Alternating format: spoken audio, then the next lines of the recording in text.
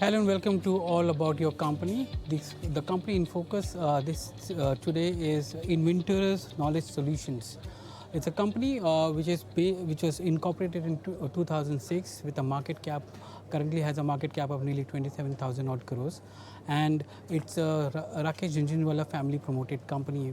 The Rakesh Jhunjhunwala family owns a majority stake in this company there. It operates in healthcare, tech-enabled services, and is founded by Sachin Gupta and Joseph Bernardello.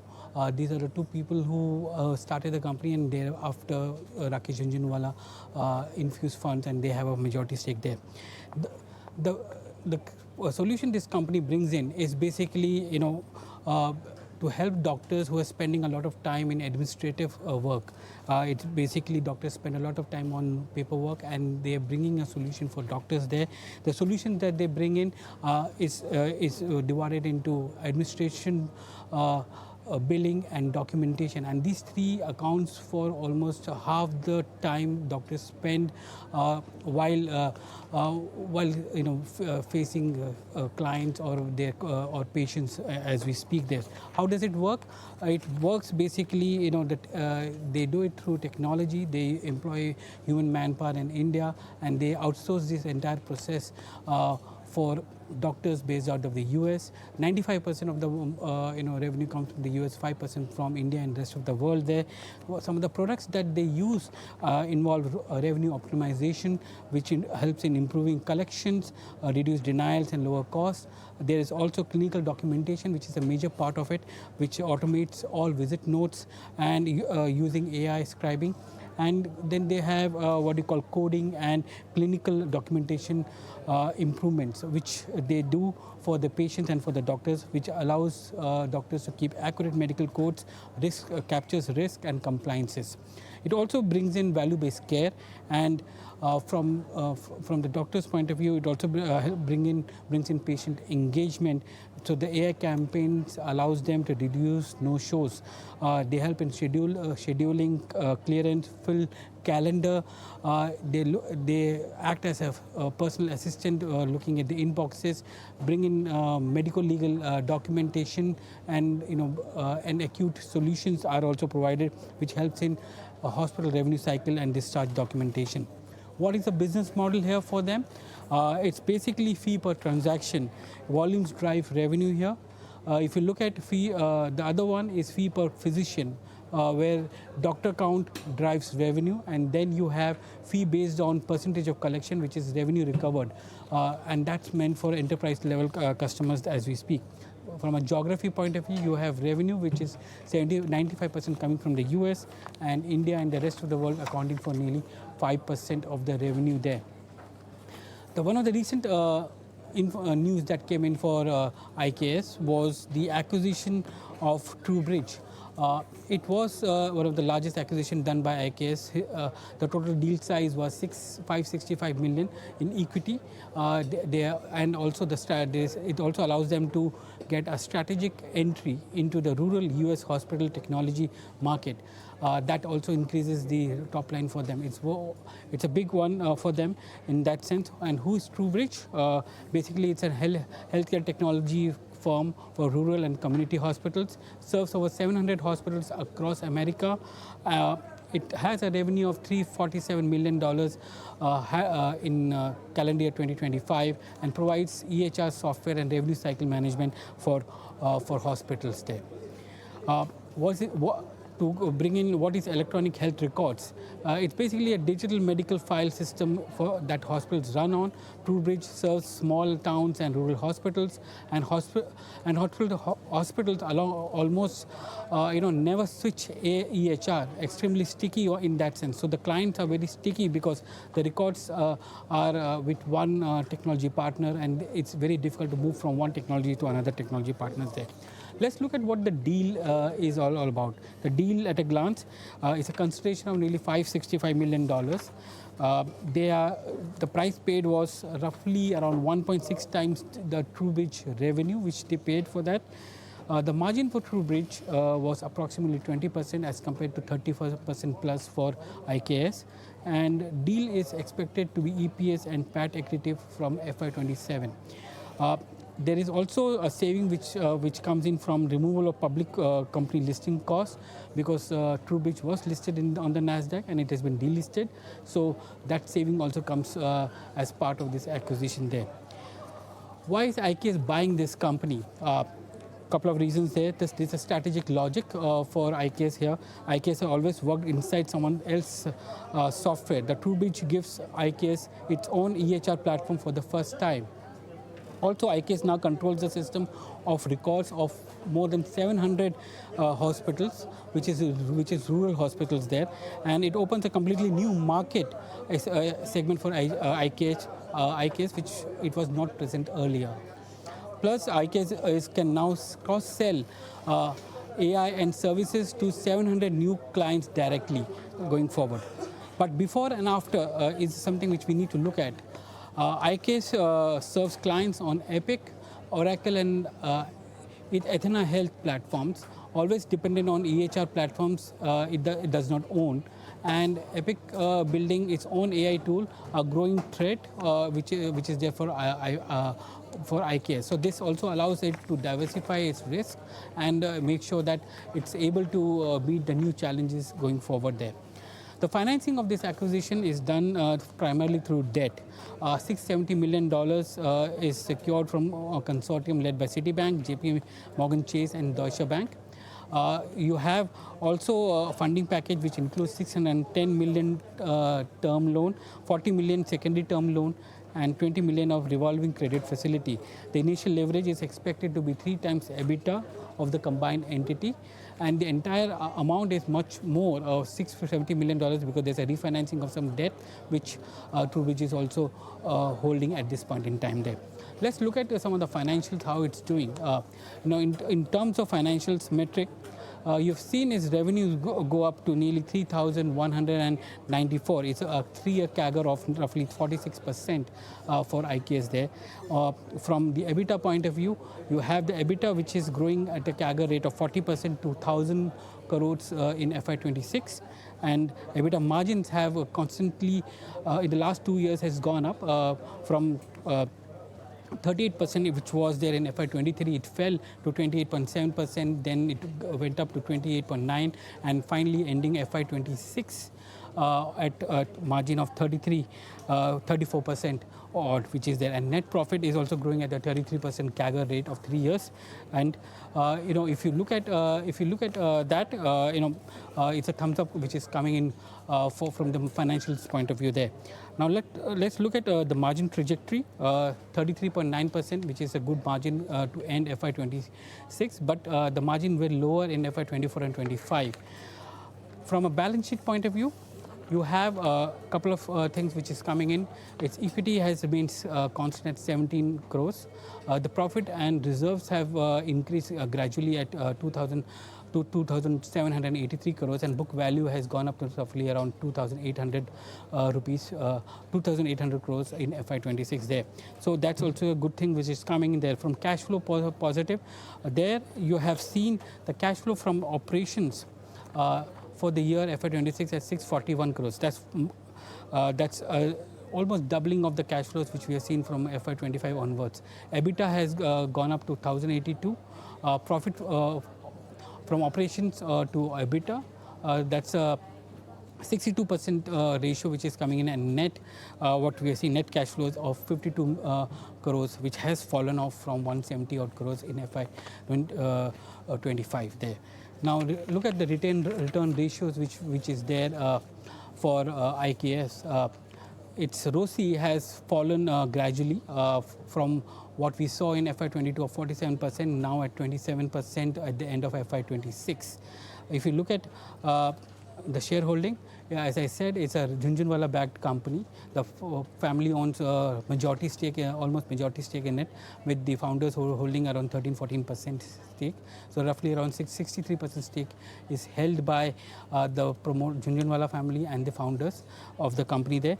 And FI is hold nearly 8% and DI is hold 6%, with the public holding 19% as we speak there. Valuation 1 year forward is 34.3%.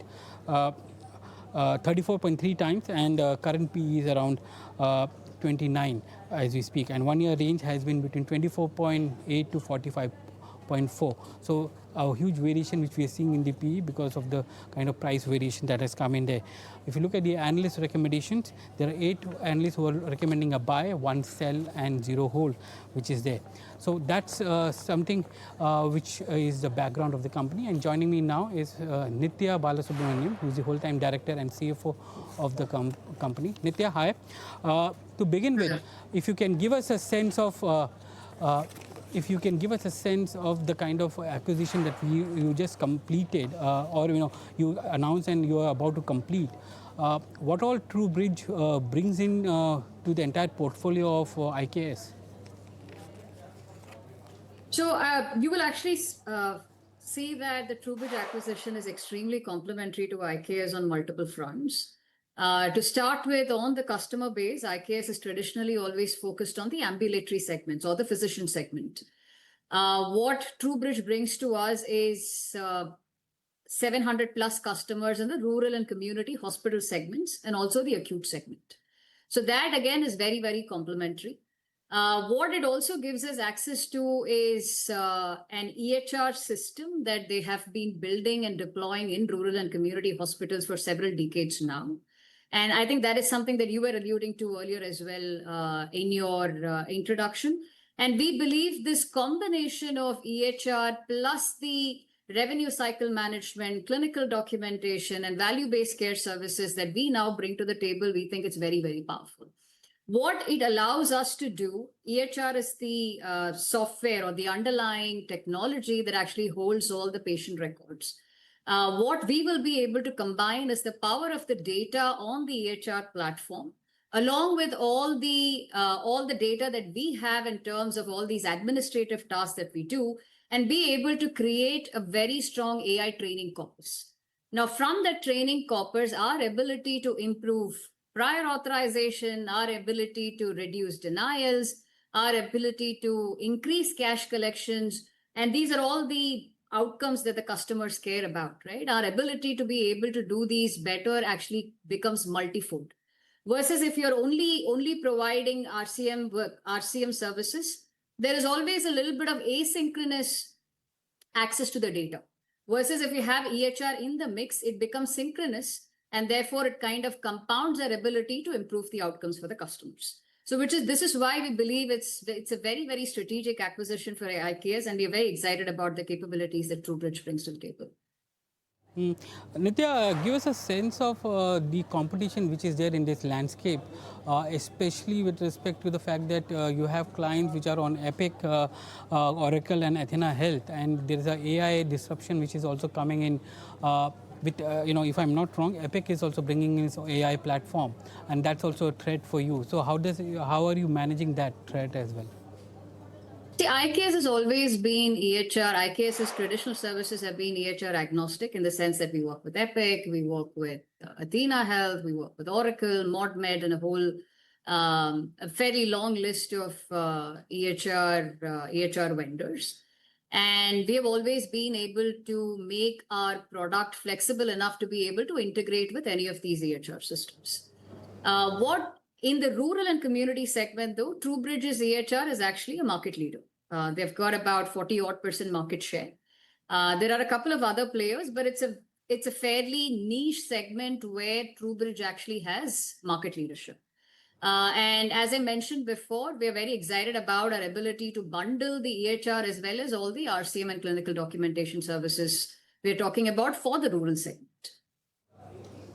Give us a sense of the acquisition cost that you have, because it's $565 million and you're raising around 670 odd. Are you refinancing some of the debt which is already there in TrueBridge? That's correct. So if you look at IKS's separate balance sheet, we have about $40 million of term loan outstanding. And if you look at TrueBridge, as of March 31st, they had about $134 million of net debt outstanding on their books. So both of these are obviously being refinanced. And of course, the consideration we are paying for TrueBridge itself is what brings it to about $565 million in enterprise value. We have taken a facility of up to $670 odd million, and what we draw down will of course depend on what's the cash generation from now until the close of the transaction. Yeah, I mean, if you look at the revenue, it's once the integration is completed, it's almost like doubling of your revenue profile, which is happening. How easy it is to integrate this entire operation, given the fact that they are on a different software platform compared to yours? So this is a transformative acquisition for IKS, and we do believe that there is significant synergies to be achieved when we bring the two organizations together. Like any large transaction, I think there is a lot of heavy lifting that now needs to happen for us to be able to integrate the sales organizations, integrate the systems, technology, processes, harmonize people policies, etc. I think the one thing I will say is that this is coming on the back of what we believe was a relatively successful integration of Acuity. You will remember that IKS acquired Acuity Solutions in October 2023. And at that point of time, again, it was two very similar sized organizations coming together. So IKS was about 150 odd million, 6,000 people, and Acuity was similarly about $160 million and 7,000 odd people. So we do hope to therefore bring to bear our experience of having integrated Acuity into the TrueBridge transaction. We've also set ourselves a fairly ambitious and aspirational target, what we're calling our True North, in terms of being able to triple our EBITDA from here on in FY30, as well as generating significant cash so we can pare down the debt. So we believe it's quite aspirational, and we are excited about what lies ahead of us. Interesting. You mentioned the fact that EBITDA will triple by FY30. When do you expect the entire transaction to be completed and integrated with the IKS platform? And once that happens, what's the total amount of manpower count that you will have? So the closing itself is subject to multiple regulatory approvals, which we are still waiting on. We're hoping that this happens in the Q2 timeframe, post which is when we can actually start the activity of integrating the two organizations. I think if our Acuity experience is anything to look at, then with TrueBridge, I would assume that it takes us at least a year to be able to integrate the two organizations, bring the technologies together. And I would assume that it takes anywhere between that year and a half time frame to be able to bring it together. So in terms of the total number of people, IKS's current employee count is about 13,000 odd people. And TrueBridge has 3,700 people on their roll. So when the transaction closes, we'll obviously have 1,700 odd people in the pro forma entity. Give me a sense of the EBITDA margins here, because you're having an EBITDA margin of over 30%, and TrueBridge has an EBITDA margin of around 20%. So the blended levels are expected to come down if you have a look at it. Do you think that there will be enough savings and synergies available to maintain this kind of EBITDA margin going forward? So this is something we had talked about when we announced the acquisition. So you're right, IKS is, if you look at the last 12 months, we are at about 34% EBITDA. And if you look at the adjusted EBITDA for TrueBridge, they were at about 20%. So if you look at the combined pro forma, it slides down to 26%. So similar to right now, what you're showing on the screen is where our EBITDA came down as we acquired Acuity. The pro forma EBITDA, in fact, slid down to 24%. And from there, we were able to transform it to the 34% that we enjoy today. And we hope to be also able to similarly transform TrueBridge's margins. And we believe, again, in the long run, again, it might take us some time to get there. But we do believe that the early to mid 30s is a sustainable range for IKS. And we should be able to, over a period of time, maybe by FY30, be able to transform our margins again back to the same range. Give me a sense of the debt repayment plan that you have, because you have a debt of 641 crores at this point in time, and you're going to raise around $640 odd million that will come in your book. That would be adding a lot of debt there. What is the plan to bring down the debt from from the IKS point of view, and even though EBITDA margins may inch up in the near term, how is the profitability trajectory expected? So our current debt, net debt as of March 31st is actually 250 crores or about $26 million.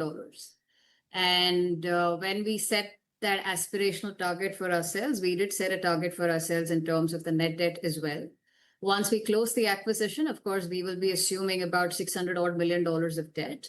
And we hope to be able to pare that down to, again, similar levels, meaning the same $25-30 million net debt levels by FY30. And that obviously has to be achieved through realization of synergies once the entities have started operating together. And we hope to also continue to maintain the cash generation levels that you have seen in FY26, and that should enable us to pay the debt. You're saying that you will be able to bring down the debt back to $30 million by FY30, and that would be the kind of cash generation that will happen between both the entities? That's correct. That's what we have set ourselves an aspirational target of. How are you looking at growth from a top line point of view in that sense? What are you seeing enough tailwinds for that growth to happen? See, I think in terms of the market itself, it's a substantially large market. If you look at the ambulatory space, we have been talking about target addressable market of about $260 billion, where again, penetration is still relatively low at about 25-30%. And that outsourced market is growing at about 12%. And when it comes to IKS separate standalone entity, they've always maintained that we would want to be able to grow faster than that market growth rate of 12%. And similarly, if you look at TrueBridge and the market that they operate in, our due diligence says that that market, again, the outsourcing levels are rather low, and it's in fact picking up because of some of the headwinds that the healthcare providers in the US market are seeing. And we believe that market is also expanding at about 12%. We haven't given a specific revenue target. I think what we have put out is the EBITDA target, where we hope to be able to triple our EBITDA to 3,000 crores. But I think we'll just be tracking on that EBITDA. You know, if you're looking at the EBITDA margin of 30% odd, and correct me if I'm wrong, you're looking at a top line of nearly 9,000 odd crores by FY30. No, again, we haven't really set out or put out a revenue target at all. I think this is a transformative acquisition. I think, as we discussed earlier, it's going to take us a little bit of time to get a grasp of TrueBridge. There are also businesses that we are acquiring, which is new to us, right? The EHR business is new to us. I think it's going to take us at least a couple of quarters after close to be able to get a good grasp of the TrueBridge, the rural and community health market, post which I think we can talk about revenue aspirations. Okay, give me a sense of the kind of by when do we see the entire combined entity showing a growth on the balance sheet or on the P&L from a consolidated point of view? I know you said that you're trying to close it by the second quarter and maybe another 12 months for the full integration, but the full synergies of this acquisition on a combined entity basis, when can we see that coming in? Is it in FY27 end, or maybe towards the end of FY28? So again, it depends on when we are able to close the transaction and how long we have an FY27 to be able to actually work together. But I think you should assume a 2 to 3 year time frame to be able to realize majority of the synergies. How much of your capex or funding are you putting on AI as a whole? Because this entire offering is also dependent on the AI services that you provide and how you are bringing in much more synergies and bringing down costs.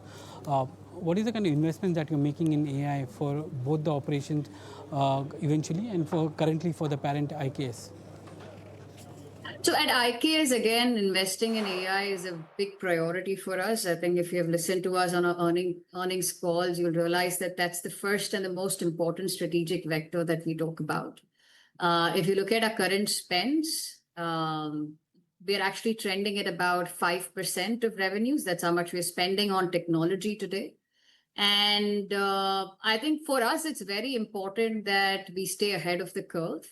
especially with IKS, because we have this differentiated platform where we have these 16 different features. It's actually important for us to stay ahead of the curve in each of those 16 features. So to that extent, there is significant investment. Therefore, they'll continue to go into AI.